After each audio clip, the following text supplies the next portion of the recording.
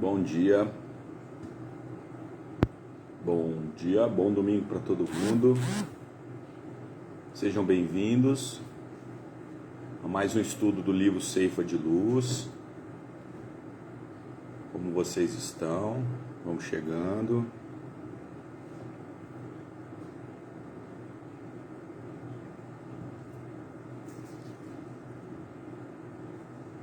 Atualmente a gente está no capítulo 56 desse livro, esse aqui, ó, Ceifa de Luz, psicografia do Chico,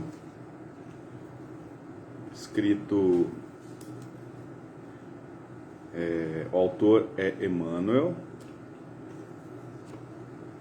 56, de um total de 65, então nós já estamos assim na reta final, né? Praticamente há 2 meses do fim. Vamos então fazer a nossa prece, pedindo a Jesus, ao Senhor da vida, que possa nos ajudar, nos instruir, trabalhando em nós mesmos, a nossa fé, a nossa caridade, que é o amor que opera, passando para o dia a dia, desviando-nos da truculência e da violência, amparando-nos em vosso seio, pacífico, amigo e humilde. Que nós possamos ser chamados de seus discípulos, Senhor. Graças a Deus, que assim seja. Olá, tudo bom, Sandrinha, Joyce, Fernanda, bom dia. Vamos lá, gente, capítulo 56, temas da prece.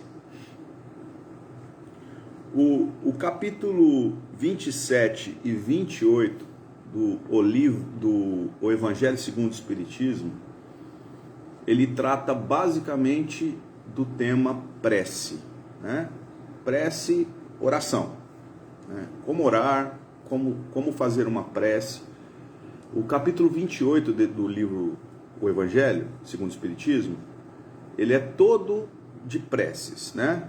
Kardec coloca algumas preces lá, e é um capítulo que sempre, assim, chamou muita atenção, porque pensava eu, ora, mas um pouquinho antes, no capítulo 27, até no 26 é tocado nesse assunto também no livro, ele fala que as preces não têm um aprofundamento, né, uma abrangência, quando elas são preces prontas, né? O que são preces prontas? O Pai Nosso é uma prece pronta, mas na verdade o sentido disso é não fazer por fazer, ok? O Pai Nosso é lindíssimo, aliás, é uma síntese do existir, né? Deus, através de Jesus, ensinou-nos, né, a religar com o Pai, com Ele mesmo. Então, através dessa prece, a gente consegue essa volta a ter essa conexão. Agora, a maneira com que a gente faz a prece é que é interessante, né? Como eu me sinto fazendo a prece, como eu repito aquelas palavras. Então, assim, a grande discussão que Kardec propõe é preces prontas, automáticas, que nem se sabe o que se está dizendo, ante aquelas preces com sentimento, as preces que a gente faz assim, pensando, né? Realmente sentindo, tá? Então, por que tem o capítulo 28 com preces prontas? Bom, pensamos nós que seja para os momentos em que não se consegue orar. Eu não sei se vocês já tiveram essa situação. A gente às vezes está com o mental tão conturbado, a gente está tão preocupado, a gente está tão destrambelhado que a gente não consegue orar direito, né? não consegue ler uma prece, né? Ler não, né? Não consegue fazer uma prece. E aí a gente tem algumas preces prontas, né? Que nos fazem pensar, e Kardec traz todas as explicações lá no capítulo 28. Por que nós estamos citando isso? Porque o tema hoje é prece, né? O que significa prece? Para que fazer prece? Por que espírita faz prece o tempo todo, né? Prece, gente, é uma tentativa de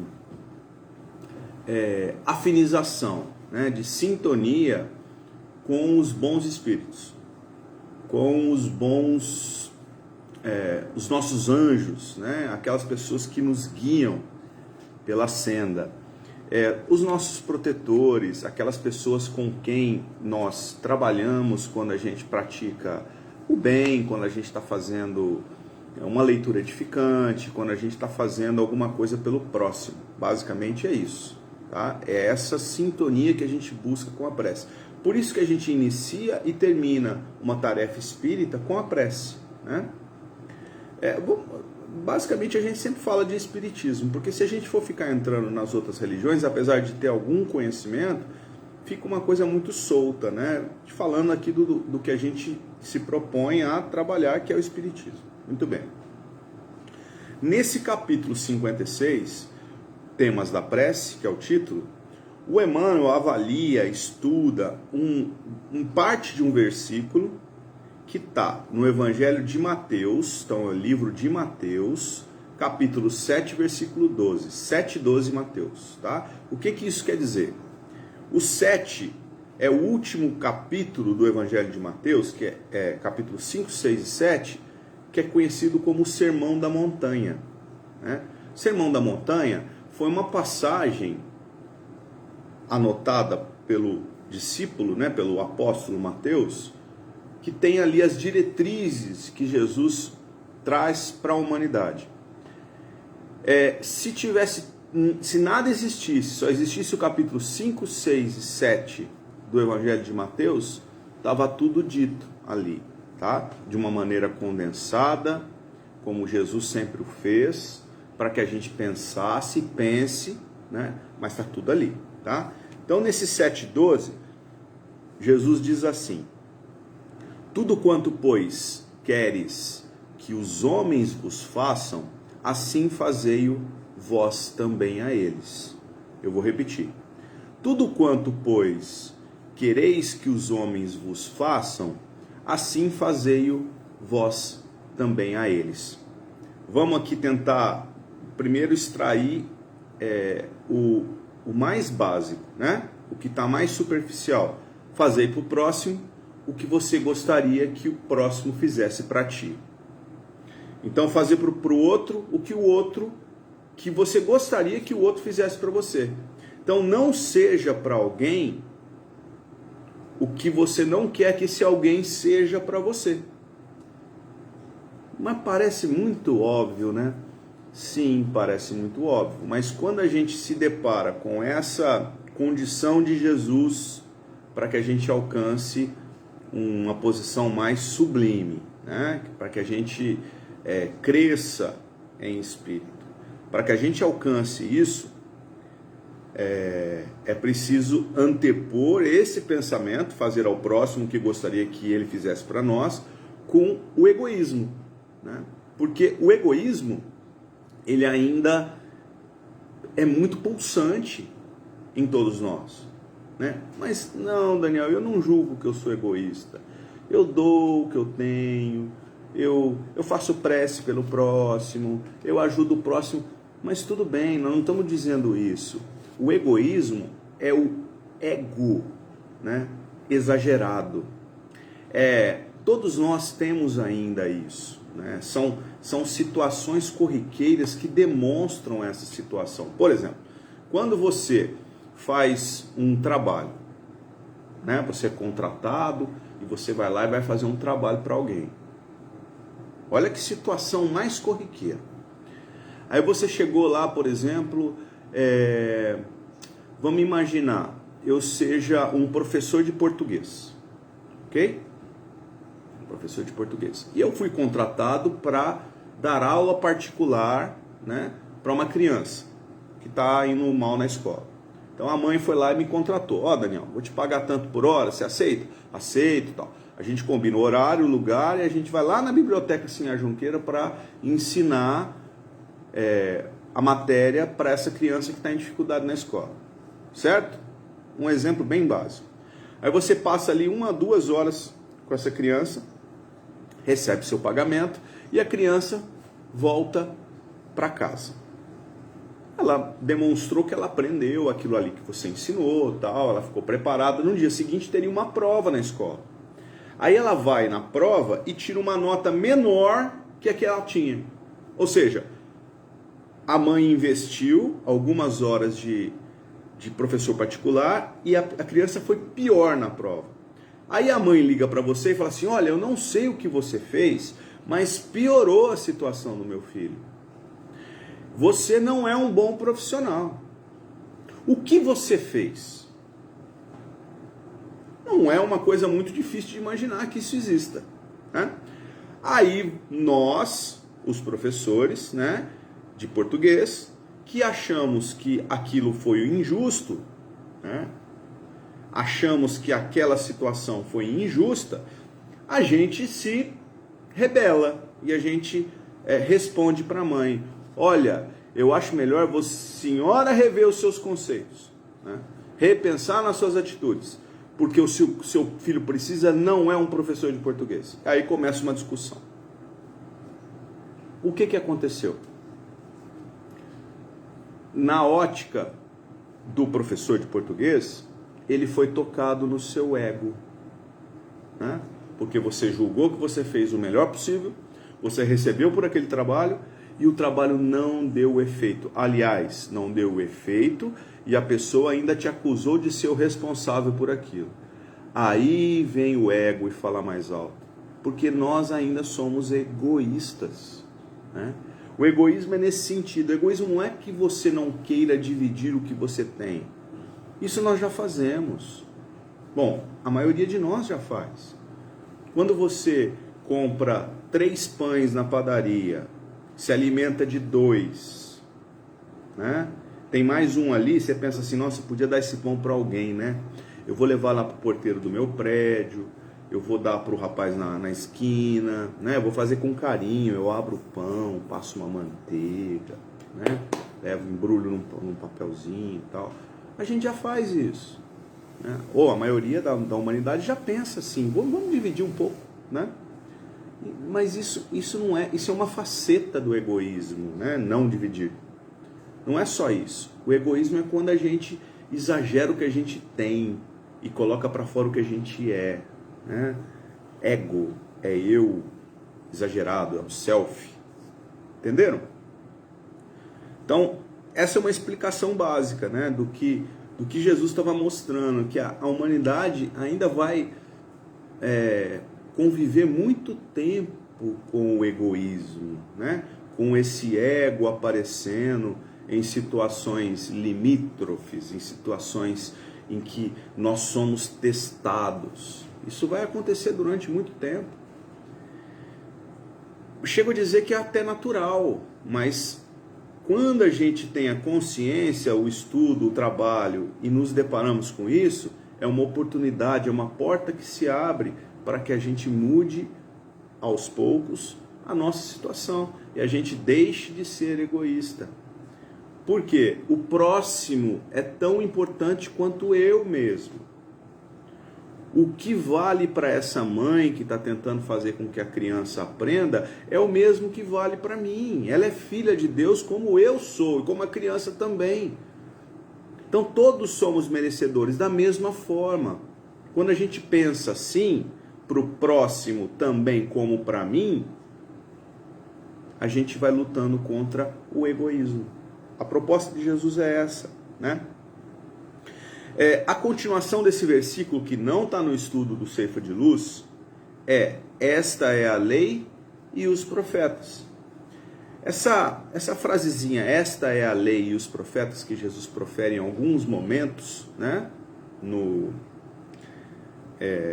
Evangelho, tem a referência com as leis de Deus, com os mandamentos de Deus. Ele é questionado em alguns momentos pelos fariseus quais são os mandamentos, porque os fariseus sabiam dos mandamentos. Aliás, eles estudavam os mandamentos, só que eles não seguiam os mandamentos. O farisaísmo não segue os mandamentos de Deus, né? E a gente ainda está tentando seguir os mandamentos de Deus. A gente está tentando honrar pai e mãe, não matar, né? Não roubar. Ah, mas eu não mato, eu não roubo. Ampliando esse sentido, né, gente? Matar, por exemplo, a felicidade do próximo, né? Roubar, por exemplo, a paz do próximo, né? Não é só roubar algo físico. É preciso que se amplie esse pensamento. Então, assim, nós ainda estamos lutando em luta franca para vibrar os 10 mandamentos divinos. Mas Jesus coloca uma condição básica para isso. Na verdade, ele resume tudo isso. Fazer para o próximo o que você gostaria que ele fizesse para você. Né? Aí está a lei e os profetas. A lei e os profetas é a referência para o Antigo Testamento, que era o que existia na época. Não tinha Novo Testamento. Novo Testamento, que é a Bíblia, Mateus, Lucas, João, Marcos, epístolas de Paulo e tudo mais, aquilo ali estava sendo escrito, né? Demoraria algum tempo ainda para ser formatado. Ele estava falando do Antigo Testamento. O Antigo Testamento, que era a base do ensinamento judeu, base dos hebreus, ele já existia e era reverenciado, né? A lei e os profetas. Só que Jesus pega assim, ó, tudo isso aí resume-se nessa frase: fazer para o próximo o que você gostaria que fizessem para você, né? E onde está a prece nisso tudo? Como é que a gente vai linkar isso com a prece, né? Então, voltando lá no começo, quando a gente começou aqui o papo de hoje, no Evangelho segundo o Espiritismo, no capítulo 27, nós temos uma outra passagem de Jesus, no mesmo Evangelho de Mateus, um pouquinho antes, está citado por Kardec. Então entre aspas, palavras de Jesus, está dito assim, ó: quando fizerem sua oração, não façam como os hipócritas, que fingem orar. Aí a gente corta as frases na sequência, para a gente usar só o que a gente precisa para o estudo de hoje. Então continua: o pai sabe da necessidade de seus filhos, mesmo antes de fazerem o pedido. Isso está no capítulo 6 do Evangelho de Mateus, pouco antes dessa frase que a gente está analisando hoje. Vou repetir: quando fizerem sua oração, não façam como os hipócritas, que fingem orar. O pai sabe da necessidade de seus filhos, mesmo antes de fazerem o pedido. O que a gente gostaria assim de frisar nesse quesito da prece, para a gente entrar no mandamento que Jesus nos oferece, né? Quando a gente faz uma oração, a gente disse que entra em sintonia com os espíritos que nos acolhem, né? Os anjos, guardiões, e mesmo com Jesus, né? E com Deus, claro. Então essa sintonia, ela é uma sintonia, se ela for uma sintonia legítima, a prece é impulsionada com beleza. Se ela é uma prece maquinal, ela é uma prece pronta, sem sentimento, ela não passa do céu da boca. Ela não anda, ela não caminha, ela não reverbera, ela não brilha, ela é opaca. Então ela não atinge o que a gente está ali sem muita vontade, desejando. É como se eu repetisse palavras a esmo sem senti-las, né? Como hipócritas. O que é o hipócritas? Hipócritas é uma palavra que significa teatral, tá? É uma palavra grega para teatro, teatral, personagem. Quer dizer que os atores de teatro são pessoas assim, vagas, vãs. Não é disso que nós estamos dizendo. Nós estamos dizendo que a atitude teatral, a atitude de sermos personagem durante a oração, não nos leva muito longe, né? Qual que é o personagem? É o beato, por exemplo. Aquela pessoa que reza,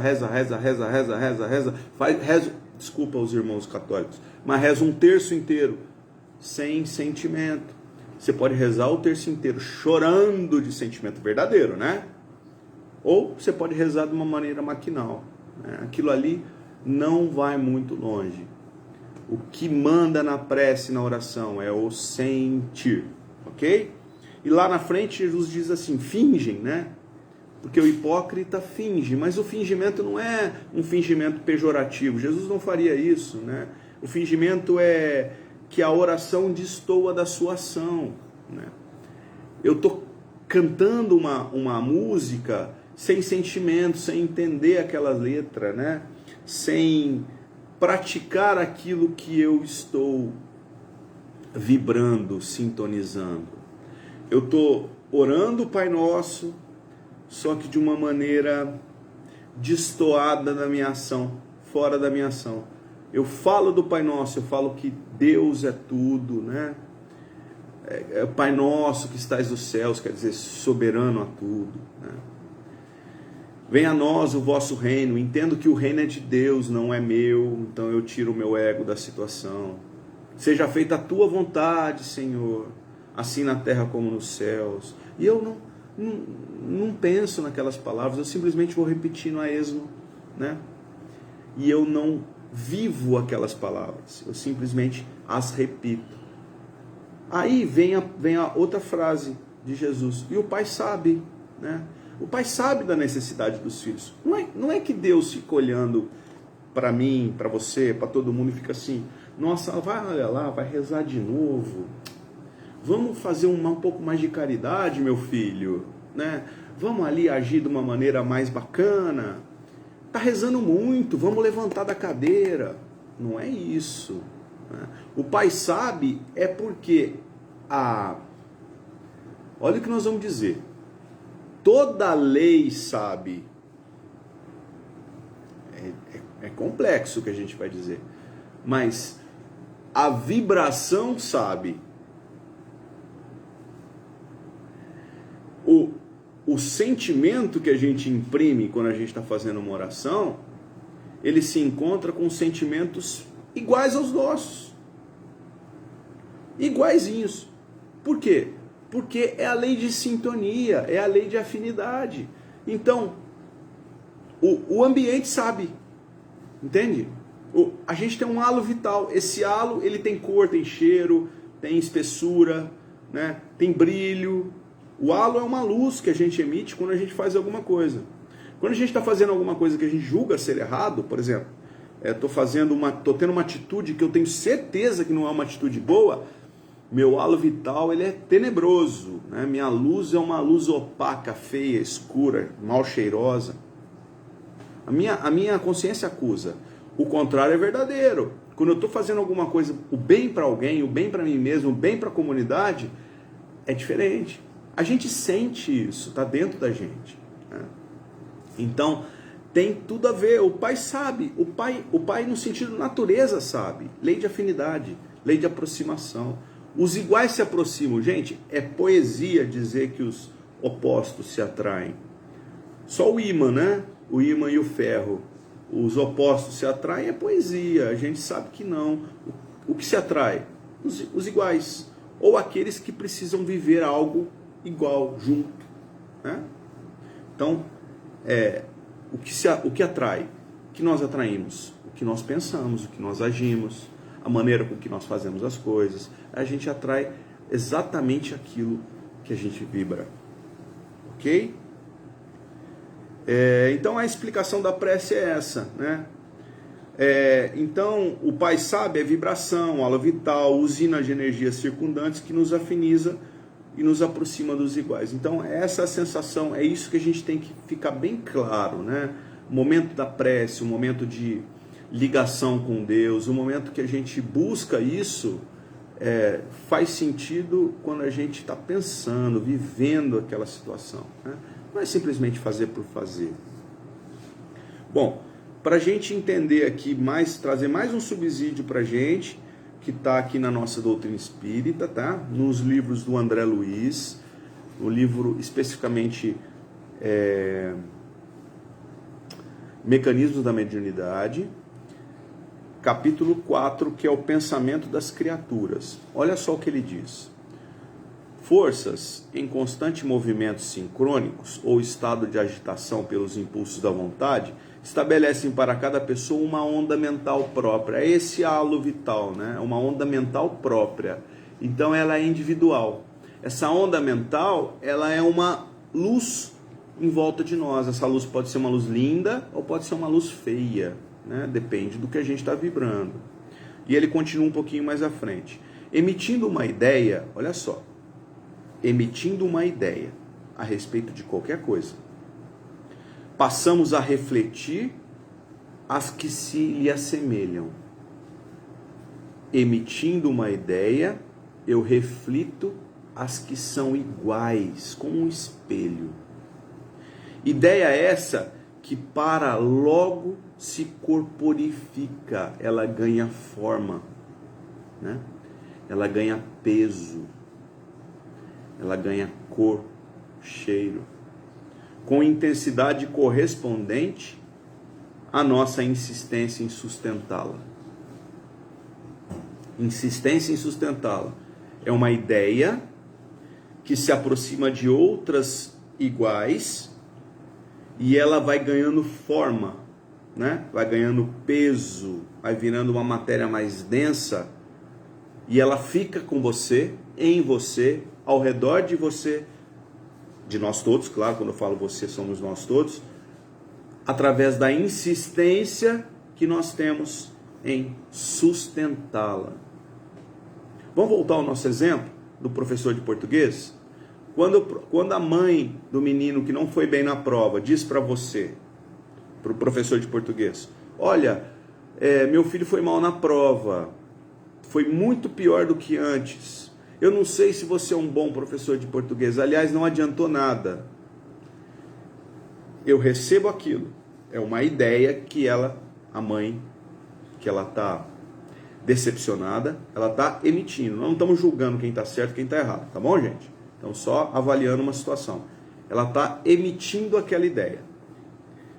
Se eu a recebo como uma ofensa, se eu a recebo como algo ruim, um dardo envenenado, e vibro o meu egoísmo, eu devolvo. Quem a senhora pensa que a senhora é para falar assim comigo? Aí nós temos segundo André Luiz, uma reflexão das ideias semelhantes, porque eu alcanço a vibração dessa ideia e ela vai se corporificando, né? Nós vamos criando um halo vital entre o professor e essa mãe, né? Triste, escuro, pesado, nuvens negras, né? Que atrapalham a vida, e elas existem enquanto aquele ódio, aquela situação for alimentada pela vontade da mãe e do professor. Se o professor decidir que ele não vai aceitar aquela ofensa e dizer assim para a mãe, olha mãe, eu entendo, tá? Mas foi uma aula só. Quem sabe a gente não continua o trabalho com o seu filho e ele melhora. Olha só, eu tenho outras crianças que eu já orientei e eles foram bem. Talvez a gente descubra o que está havendo. Vamos fazer o seguinte, eu vou dar as próximas 3 aulas para o seu filho e eu vou cobrar um pouco menos, vou te dar um desconto. Esse professor quebrou essa corrente de ódio, de insatisfação, de angústia, né, de medo, da relação que estava ali recém-estabelecida. Vibra a mãe do jeito que ela quiser, né? Aí a pessoa falou, não vou entrar nessa situação, então não houve a continuidade disso, né? não houve a intenção do professor do revide. Então ali nós não temos uma afinidade. Aliás, o professor está propondo para essa mãe uma nova vibração, uma nova afinidade, que a mãe pode aceitar ou não. Entenderam? E como a prece simboliza isso tudo, né? Agora a gente lê o capítulo do Emmanuel e vê se cabe no nosso estudo. Roga a Deus te abençoe, mas concilia-te cada manhã com todas as criaturas e com todas as coisas, agradecendo-lhes as dádivas ou lições que te ofertem. Então, a gente roga a Deus que nos abençoe, né? Aí Emmanuel diz assim, ok, rogue a Deus que te abençoe, mas concilia-te com as criaturas, né? Aproxima-te das criaturas. Pede saúde, evitando brechas para a doença, né? A gente pede, ó Deus, traga saúde para os meus, para mim, né? Mas a gente busca essa saúde diariamente? Não só saúde física, né? Mas saúde mental, por exemplo. Solicita proteção, então a gente pede proteção a Deus, amparando os irmãos de experiência cotidiana dentro dos recursos que se te façam possíveis. Eu peço proteção, mas eu protejo o meu irmão, aqueles que cruzam os nossos caminhos? Que tipo de proteção, Daniel? Uma proteção vibracional, por exemplo, né? Uma pessoa que está em desequilíbrio, eu faço prece para ele. Espera a felicidade, criando a alegria do próximo, né? Eu peço felicidade, peço alegria, peço coisas boas, mas eu promovo coisas boas para o próximo, né? Como é o meu dia a dia para com o próximo? Eu falo coisas boas, edificantes, ou eu fico só trazendo tragédias? Procura as luzes do saber, distribuindo-as no auxílio aos que te rodeiam. Busca melhorar o nível de conforto de tua existência material. Então a gente busca sempre uma melhora do conforto, é uma coisa natural, gente. Apoiando os companheiros de humanidade para que se elevem nessa condição. Então assim, eu busco uma melhora do conforto para mim, mas eu tento oferecer alguma coisa para o conforto de alguém também. Aguarda tolerância para as falhas possíveis que venha a cometer. Então eu peço tolerância para as minhas falhas, só que eu tolero a falta do próximo. Perfeito no nosso exemplo, né? Do professor e da mãe e do aluno que ia mal em português. Requisitas a consideração e a simpatia dos semelhantes, para que te harmonizes contigo mesmo. Todavia, oferece aos outros a consideração e a simpatia de que carecem, para que não lhes faltem o equilíbrio e a tranquilidade. Então, eu peço que considere e seja simpático comigo, né? O mundo. Mas eu considero e sou simpático com o mundo. Suplica o auxílio do Senhor na sustentação de tua paz. Então, eu peço ao Senhor que me ajude a buscar a paz. Contudo, não sonegues auxílio ao Senhor, para que haja sustentação da paz nos outros. Então, eu ajo por Jesus, né, com Jesus e como Jesus, para ajudar a paz do outro. A árvore se alimenta com os recursos do solo, produzindo frutos que não consome. Isso é muito poderoso, né? A lâmpada gasta a força da usina, deitando luz em benefício de todos, sem enceleirá-la. É de celeiro, né? Sem guardar essa força. A força passa pela lâmpada. E a árvore, o nutriente passa pela árvore, dá fruto e ela não come desse fruto. Entre a rogativa e a concessão está o proveito. Gente, essa frase é o estudo, né? Entre a rogativa, que é a prece, né? Eu pedindo a Deus, e a concessão, né? O que eu concedo para a humanidade, para os que estão ao meu redor, está o proveito. Então assim, se eu peço para mim e concedo ao próximo, aí está o proveito, né? Eu tenho. Se eu peço paz, mas eu luto pela paz do próximo, aí está o proveito. Afirma-nos o Evangelho que para Deus nada existe impossível, mas de certo que Deus espera que cada um de nós faça o possível a nosso próprio favor. Então, a prece, ela é legítima, né?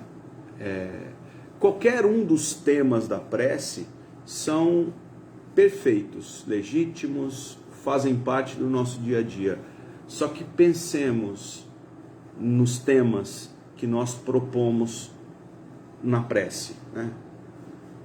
Se eu peço alguma coisa para mim, para os meus, para a humanidade, eu não serei hipócrita, teatral, né? Se eu também o fizer, né? O buscar com as minhas forças para quem está do meu lado, para quem está longe, enfim, para os irmãos de margem, ok?